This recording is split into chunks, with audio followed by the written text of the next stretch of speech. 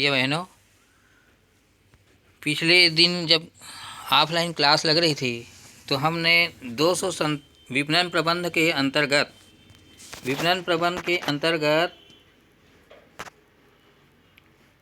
ये पढ़े थे हमने 297 पेज में विपणन के कार्य एवं मिश्रण।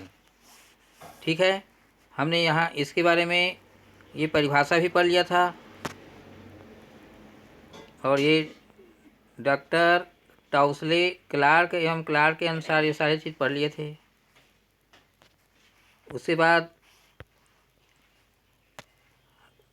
एडम स्मिथ के द्वारा बनाया गया तालिका पढ़ लिए थे, विपणन कार्यों की तालिका, जिसमें क्रय विक्रय संग्रह वित्त में गेरी के अनुसार पढ़े थे हमने। क्रेता विक्रेता की खोज, अनुकूल वस्तुओं का निर्माण, मूल्य निर्धारण, प्रचार प्रसार, भंडारण, परिवहन, विपणन की समाप्ति। उसके बाद हम पढ़े थे डब्ल्यू शाह के अनुसार। डब्ल्यू शाह ने 5 कार्य निष्पादित किए हैं। उसके अनुसार कौन कौन सा काम था? जोखिम उठाना, माल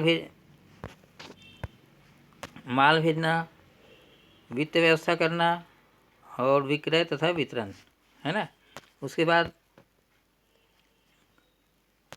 टाउसले क्लार्क के अनुसार 9 कार्य बांटे हैं।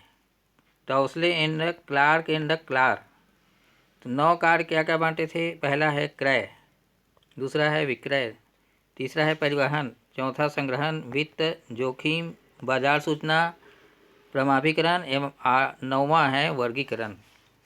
तो हमने विपणन के उपयुक्त कार्यों को अध्ययन की सुविधा के लिए 3 वर्गों में बांटा गया था। हमने यहाँ तक पढ़ भी लिया था। अब विपणन के कार्य, फंक्शन ऑफ मार्केटिंग, तो पहला हम पढ़े थे नियोजन संबंधी, प्लानिंग जिसको बोलते हैं। दूसरा है वितरण संबंधी, डिस्ट्रीब्यूशन बोलते हैं। तीसरा विक्रय संबंधी, जिसको सेलिंग बोलते हैं। तो हमने सबसे पहले विपणन अनुसंधान, दूसरा वस्तु नियोजन एवं विकास, तीसरा प्रमापीकरण एवं श्रेणीयन, चौथा पैकेजिंग, पांचवा वस्तु विविधीकरण, ये हमने पढ़ा था। दूसरा वितरण संबंधी जो कार्य है, क्रय एवं संग्रहण, विक्रय करना, भंडारण स्टोरेज करना, परिवहन माल लाने जाने के लिए व्यवस्था करना, जोखिम उठाना, किसी भी आपदा नुकसान के लिए जोखिम उठाना।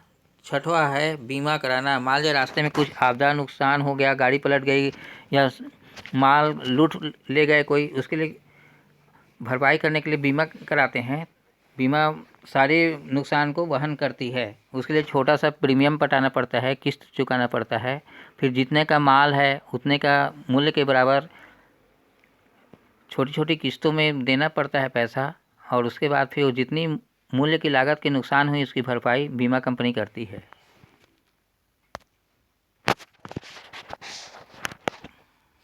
उसके बाद हम पढ़े हैं विक्रय संबंधी सेलिंग। पहला विज्ञापन, दूसरा मूल्य निर्धारण, तीसरा व्यक्तिगत विक्रय, तीसरा विक्रय शर्तों का संधारण, फिर उधार वसूली और अगला है छठवां विक्रय पश्चात सेवा। ये वाला पोर्शन हमने पढ़ना बाकी था। बाकी ये वाला हमने क्लास में पढ़ लिया था। ये वाला भी क्लास में पढ़ लिया था, मैं आपको समझाया भी था। हमको ये वाला पढ़ना बाकी है।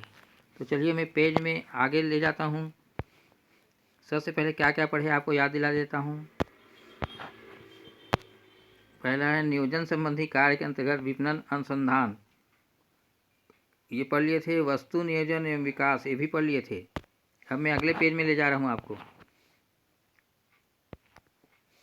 यहाँ पेज नंबर, अपनी पुस्तक को, नवबोध की पुस्तक को पेज नंबर 298 में लाइए।